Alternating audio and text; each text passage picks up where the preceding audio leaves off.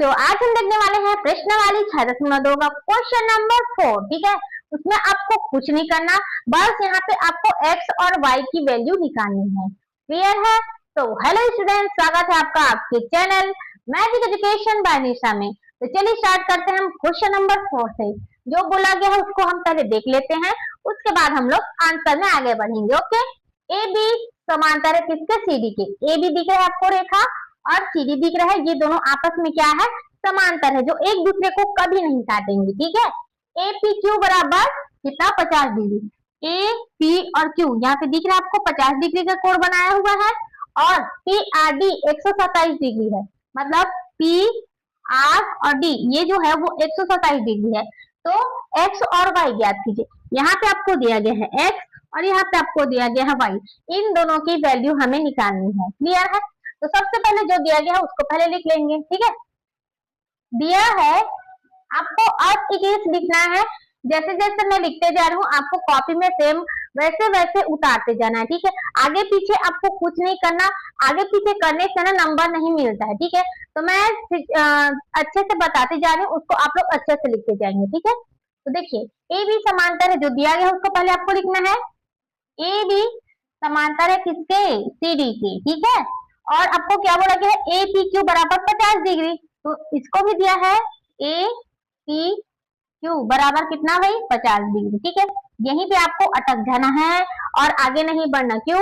क्योंकि हमें यहाँ पे x की वैल्यू निकालनी है। तो आपकी x की वैल्यू कहाँ से निकलेगी? यहाँ से निकलेगी। क्यों? क्योंकि आपको सीधा दिख रहा है दो समांतर रेखाओं के बीच में अगर तिर्यक रेखा होती है तो वहां पे एकांतर कोण बनता है। ठीक है, एकांतर कोण के दोनों कोण का मान क्या होता है? बराबर होता है। तो यहाँ पे देखेंगे ए पी क्यू जो है वो x के बराबर है, क्योंकि इधर भी कोण बना है इधर भी कोण बना है। ठीक है, तो हम लिख सकते हैं क्योंकि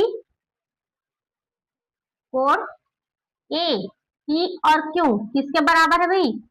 x के बराबर है। ठीक है, तो यहाँ पे आप देख सकते हैं ए पी क्यू का वैल्यू कितना है? 50 डिग्री है। तो यहाँ पे x का वैल्यू भी तो 50 डिग्री ही होगा ना, क्योंकि इन दोनों का कोण क्या हो जाएगा? आपस में बराबर हो जाएगा। ठीक है, तो हम क्या कर देंगे, इसलिए x इक्वल टू कितना? 50 डिग्री। ठीक है, एक का मान तो हमारे पास मिल गया है। ठीक है, ये देखिए x का वैल्यू निकल गया। अब हम आगे बढ़ेंगे दूसरे वैल्यू निकालने के लिए, किसका? y का। ठीक है, तो देखिए कोण ए पी और क्या? आर, ये वाला हो गया कोण, और आपका क्या हो गया? पी आर डी, क्योंकि हमें यहाँ पे कोण निकालना है और एक यहाँ पे कोण दिया गया है। एकांतर कोण का मान हमें निकालना है। ठीक है, सॉरी एकांतर कोण से हमें निकालना है।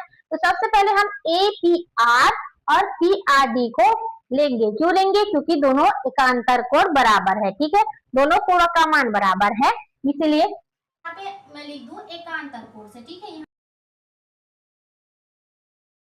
मैंने बताया था, लिखा नहीं था। ठीक है, तो उसी प्रकार से यहाँ पे भी हो जाएगा। क्या हो जाएगा? कोण ए पी आर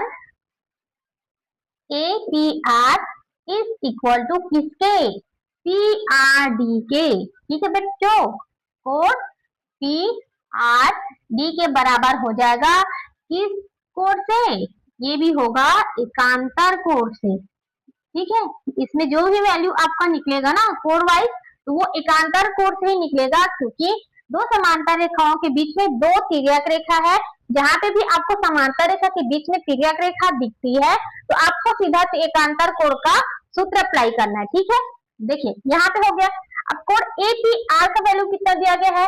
तो ए P are, sorry A P are ये गया, तो ये वाला कोण बन रहा है ना पूरा, ये वाला। ठीक है ना, ये वाला है, ये वाला तिर्यक रेखा है। तो आपको क्या करना है? इन दोनों को लेना है, ये वाला कोण को। तो कौन कौन से मिलेगा? हमें मिलेगा 50 डिग्री प्लस कितना? y equal to P R D का वैल्यू कितना है? P R D 127 degree. 127 degree हो गया।